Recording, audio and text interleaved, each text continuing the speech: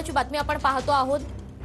अनेक घटक पक्षांसोबतच भीम आर्मीचे चंद्रशेखर सुद्धा इंडिया आघाडीमध्ये येण्यास उत्सुक आहेत आणि त्यांनी शरद पवार सुप्रिया सुळे यांची भेट घेतल्याचं सुद्धा आपण पाहतो आहोत।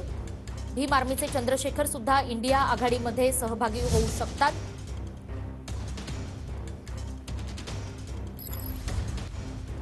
तर आपण पुन्हा एकदा जाऊयात आपले प्रतिनिधी संदीप राजगोळकर यांच्याकडे। संदीप, कालच्या इंडिया आघाडीच्या बैठकामध्ये जागा वाटपावर चर्चा झाली। 15 जानेवारीपर्यंत जागा वाटप ठरणार असल्याचं कळतंय आणि दुसरं म्हणजे आता भीम आर्मीचे चंद्रशेखर सुद्धा इंडिया आघाडीमध्ये येण्यास इच्छुक आहेत।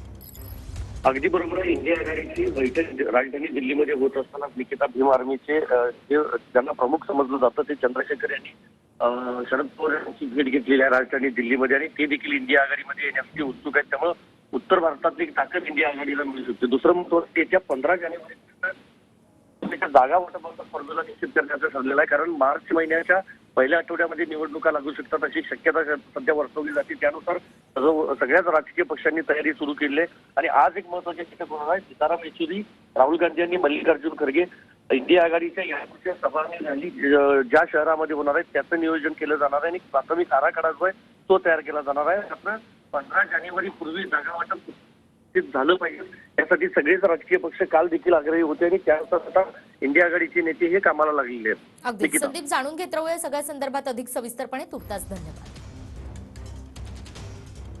तर आपण पाहतोय दिल्लीतील इंडिया आघाडीची जी चर्चा झालेली आहे त्यावर आता 15 जानेवारीपर्यंत जागा वाटप होणार असल्याचं कळतंय।